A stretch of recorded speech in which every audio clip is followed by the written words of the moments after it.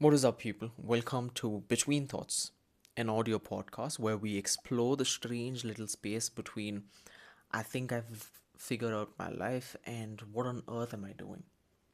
I'm your host, Jonathan, and this is the very first episode. So if things sound a bit chaotic, don't worry, it's just my personality. The past few weeks has got me thinking most of us are constantly fighting battles about but the battlefield isn't outside. It's here inside our heads. And the crazy part is we all think we are the only ones fighting. Loneliness, failure, the expectation of our parents, the expectation of ourselves is like being in a boxing match where you are both fighters and also the referee, which is honestly unfair. Because imagine trying to knock someone out while simultaneously saying, uh, guys, break it up and let's have a clean fight. Today, I want to talk about something simple but very real, the quiet battles of being human, and we are going to talk about the following topics. One being loneliness, next one is failure, discipline, the struggle between our dreams and our parents' dreams, and the constant war happening inside our heads. But don't worry, this isn't going to be some depressing philosophical lecture because if we can't laugh at life, life will absolutely laugh at us. And trust me, life has a very sarcastic sense of humor. Alright, so let's start with something most of us pretend we are fine with, but secretly aren't: being alone. Not just that I'm enjoying a peaceful evening with a coffee or tea, but why is the room suddenly so quiet and why am I questioning my life entirely? Let's talk about loneliness. So here's a quote that a friend of mine had said to me few months back. It goes something like, loneliness isn't the absence of people, it's the presence of yourself. Most of us are terrified of loneliness. The moment we are alone, we grab our phones like it's oxygen and we scroll down in Instagram, YouTube shorts, memes, reels, and are occupied with it. Anything just to stop silence. But silence is dangerous because if you think about it, it's a moment where you meet yourself and sometimes you realize you are a weird person. Let me tell you a small story. About a year ago, I was sitting alone in my room, no music, no phone, just silence, and suddenly I started thinking about life. You know, the dangerous kind of thinking where you go into an existential crisis thinking, what am I doing with my life? Why do I exist? And what is wrong with these mosquitoes? And then I realized something. Loneliness isn't empty. It's actually full of thoughts we've been avoiding for a very long time. And honestly, it's uncomfortable. Because when you're alone, you can't blame anyone else. You meet the real you. Not the Instagram version, not the confident version you show your friends, your colleagues, your peers, but the real one. And the funny part is, most people spend their entire lives running away from that person. But the truth is, loneliness isn't a punishment, it's just an invitation to understand yourself. Loneliness usually does something very interesting. When you are alone long enough, you start thinking. And when we as humans start thinking too much, one topic always shows up, that is failure. All the things we tried but didn't work out. So let's talk about that. Sometimes failure is life's way of redirecting you. Nobody likes failing. We treat failure like it's the end of the world. But imagine if every single thing you wanted actually worked. That would be terrifying. Mostly it would be lame because half the things we want are just terrible ideas. Let me explain. So when I was young, I thought I had an amazing business idea. It was very genuine, and I genuinely believed selling motivational quotes on WhatsApp would make me rich. Yes, WhatsApp of all things. My business plan was literally send quotes, become a millionaire. Safe to say that business collapsed faster than the motivation I have on a Monday morning. But here's the thing, every failure quietly teaches you something. Sometimes failure is not blocking your path. It's saving you from the wrong one. About a year, about a month ago, something that happened to me at a previous firm of mine that really stuck with me. A senior manager in my team quit. Now, this wasn't just any manager. This was one of those people who insanely worked hard. The kind of person who was always there first in the office and the last one to leave, and probably knew the coffee machine better than his family. And he left. Something weird happened. The next day, the office looked exactly the same. The emails kept coming, the meetings kept happening, the deadlines didn't suddenly stop and say, "Oh no, our senior manager has left us." No, it was just business as usual. And that moment gave me an uncomfortable realization. You can give years of your life to a company, and the system will replace you faster than Netflix replaces a cancelled show. And that thought stayed with me. It not in a dramatic I quit my job and moved to the mountain or become a farmer to have a quiet life way, but this but in that slight depressing way where you're sitting at your desk thinking, wow, so I'm basically an organized Excel sheet with feelings.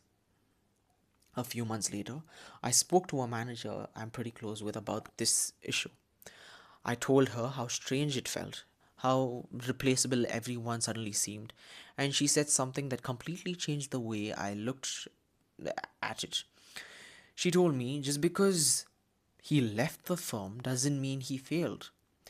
And she casually dropped the realist twist in the story. The same senior manager is now a partner at another firm, which is honestly one of the life's funniest plot twists. Because imagine one company sees someone leaving and thinks, all right, let's move on. Meanwhile, another company thinks, you know what this person needs is ownership. That's life for you. Sometimes what looks like an ending is actually just life quietly redirecting you. And the annoying part is, you usually don't understand it when it's happening. At the time, it just feels like failure or rejection or one of those awkward life moments when you're standing there thinking, did I mess up? Or is this part of a plan? But if you look back at your life, you'll notice something interesting. Some of the things that didn't work out were probably the best things that ever happened to you. Jobs you didn't get, opportunities that disappeared, plans that collapsed. At the time, they feel like disasters. But years later, you look back and think, wow, if that had worked out, I'd probably still be stuck there. Which is why I think life has a strange way of protecting us from our own plans. Because if life gave us everything we wanted immediately, we'd probably ruin our own story. And sometimes failure isn't the end. Sometimes it's just life saying, relax, I've got a better twist coming your way. At that moment of failure, it feels like the universe is personally attacking you, but in reality, life might just be saying, trust me, this road was not it. And sometimes the fear of failure doesn't even start with us. Sometimes it starts with this thing called expectation. Expectation of family, society, and especially parents. Because if you grew up in a South Asian household like I did, you probably heard the same three career options growing up, which is become a doctor, engineer, or a disappointment. I took the third option.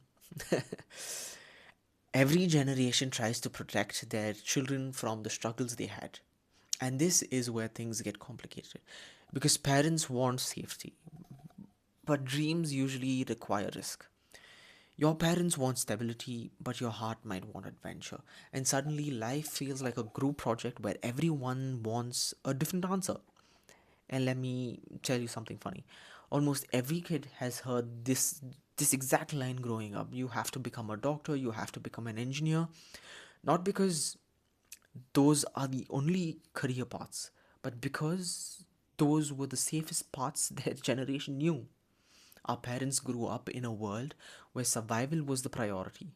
We grew up in a world asking, what makes me happy? And both perspectives are valid. They want security for us, We want meaning for ourselves, and somewhere in the middle, there's a conversation most families never have. And here's the truth: your parents gave you life, but they did not give you your purpose. That's something you have to discover yourself. But here's where things get really interesting. Conflicts are not always between us and our parents. Most of the time, the real battle is happening inside our own heads, between who I am and who I think I'm supposed to be. This is something that I live by. The hardest battle you will ever fight is the battle within yourself.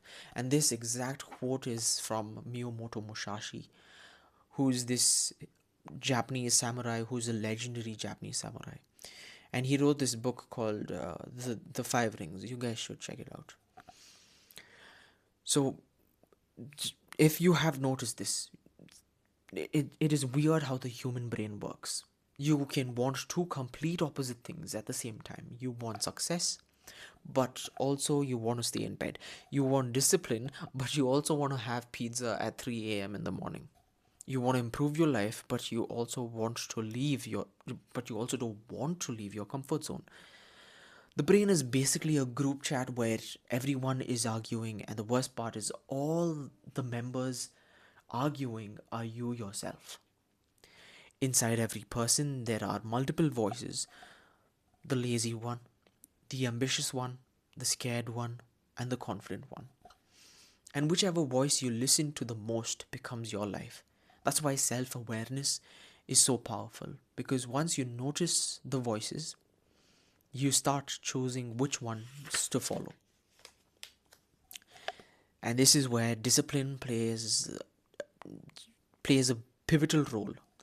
When your mind is full of competing voices, discipline is the thing that decides which voice wins. The lazy one, or the one that actually wants to build something meaningful.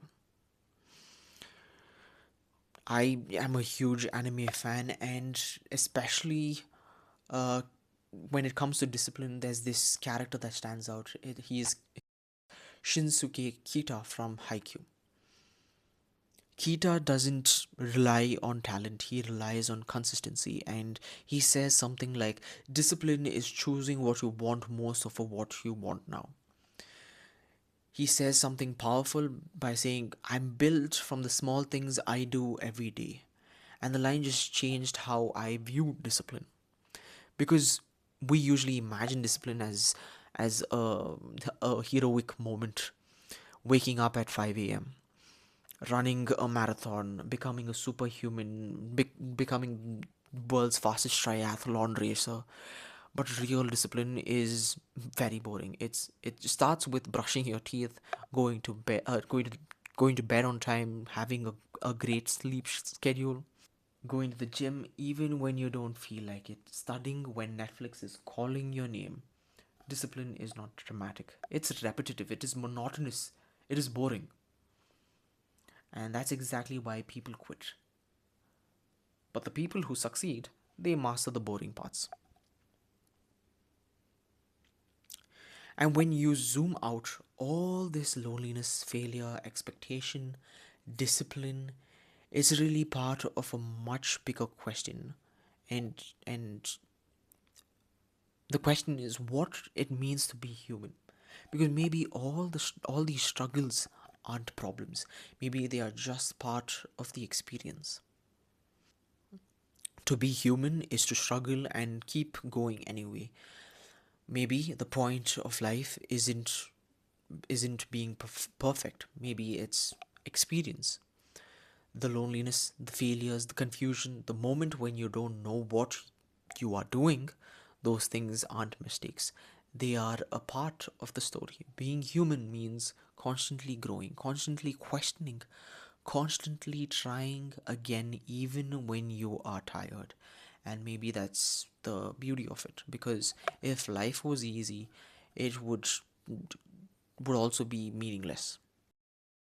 And when you think about it like that, maybe none of us are lost as we think we are. Maybe we are all just fighting one thing at a time, one thought at a time. So if you're listening to this right now and you feel lost or confused or like you're fighting the battles nobody else understood, just remember something: everyone you see is fighting their own battles too. The difference between people who grow and the people who don't is simple. Some people keep walking and some people stop. So take a break, take a breather, take the next step and keep going. Because sometimes life isn't about having all the answers, it's about continuing the journey between thoughts. And if you're listening to this, I'm glad our thoughts cross paths today. Until next time, stay safe, stay curious, and stay between thoughts.